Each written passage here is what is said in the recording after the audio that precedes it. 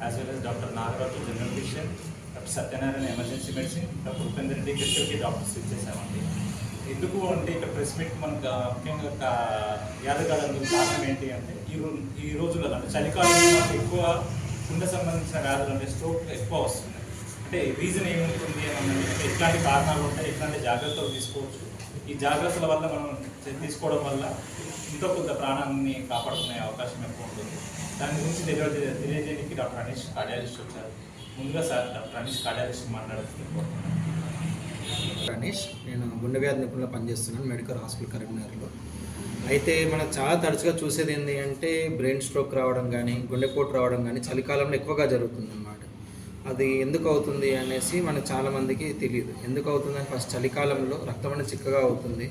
బాడీలో ఉన్న వేడిని బయటికి పంపించకుండా ఉండడం కోసము చేతిలో కానీ కాళ్ళు కానీ నరాలన్నీ సన్నగా స్ట్రైట్గా స్టిక్ అయిపోతాయి అన్నమాట. దానివల్ల కొంచెం బీపీ పెరిగి హార్ట్ మీద వెయిట్ పడుతుంది.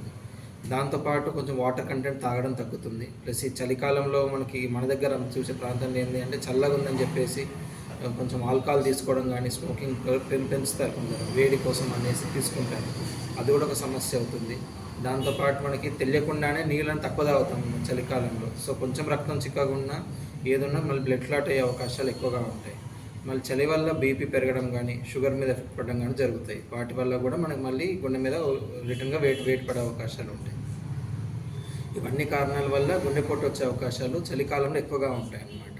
కాబట్టి మనం వీలైనంత వరకు షుగర్ బీపీ ఉన్న వాళ్ళు బాగా కంట్రోల్ పెట్టుకోవడం కానీ మందులు అసలు ఆపకుండా కరెక్ట్ తీసుకోవడం కానీ ఫుడ్ పరంగా కొంచెం బయట తినే చలి పదార్థాలు తీసుకోవడం తగ్గించుకోవాలి. ఎందుకంటే మన జలుబు దగ్గు వచ్చిన ఆ వైరస్ వల్ల కూడా రక్తంలో వచ్చే మార్పుల వల్ల కూడా హార్ట్ అటాక్ వచ్చే అవకాశాలు ఉంటాయి. సింపుల్ జలుబు వైరస్ వల్ల కూడా గుండెపోటు వచ్చే అవకాశం ఉంటుంది. కాబట్టి జలుబు వైరస్ కూడా రాకుండా చూసుకోవడం చాలా చాలా అవసరం.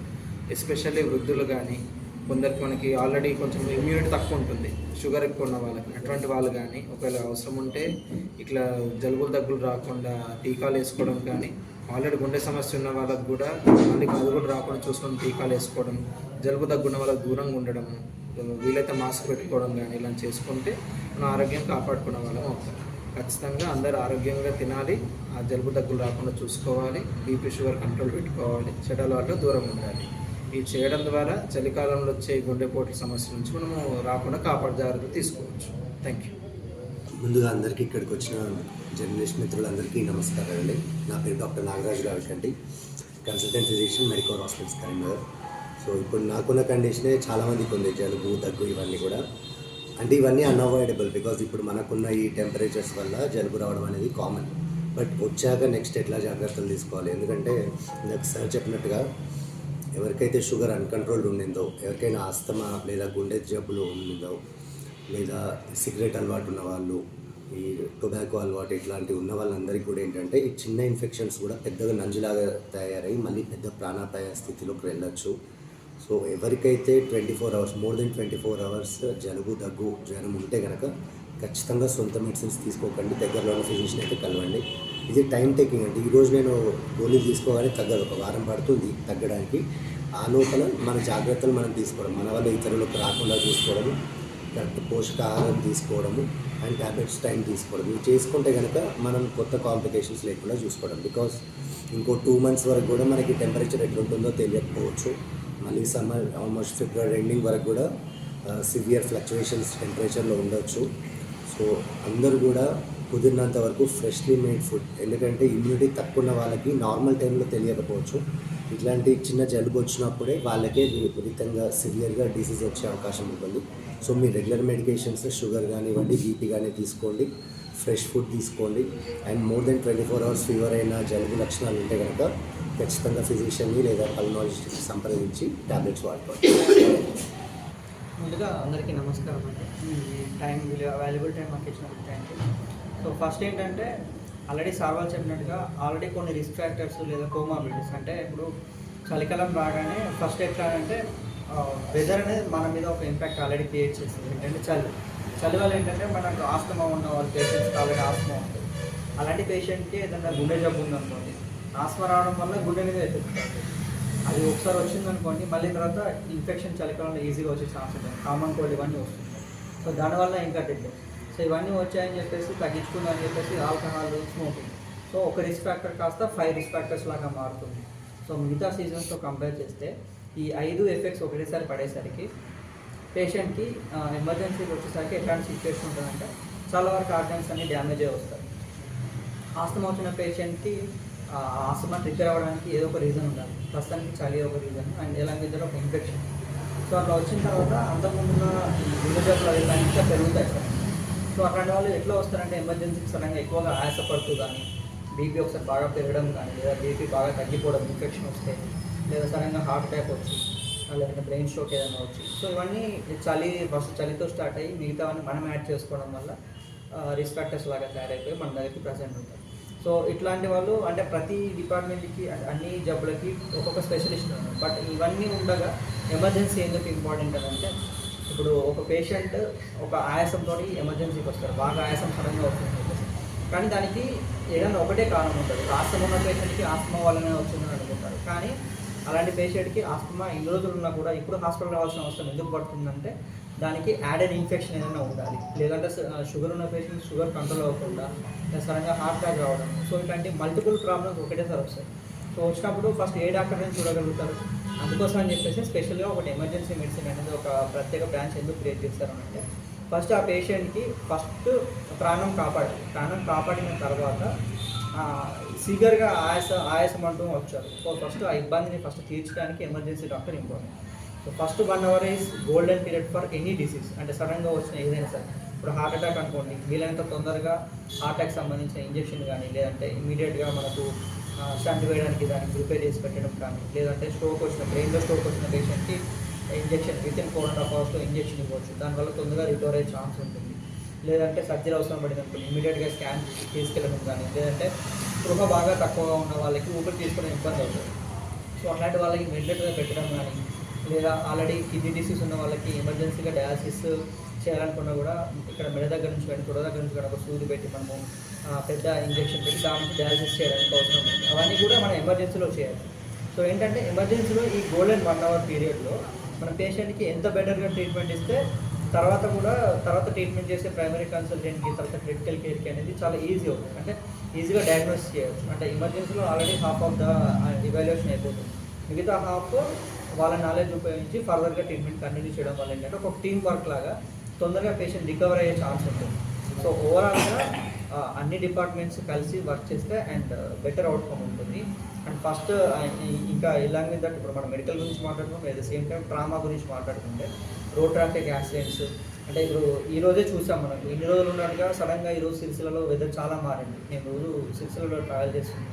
సో ఈరోజు చూస్తుంటే ఏంటంటే మంచు చాలా ఎక్కువ ఉంది. ఈ టైం అయినా కూడా మనకు మంచిగా కానీ. సో ఇట్లాంటి వాళ్ళలో రోడ్ ట్రాఫిక్ యాక్సిడెంట్స్ జరిగే ఛాన్స్ ఇంకా ఎక్కువ.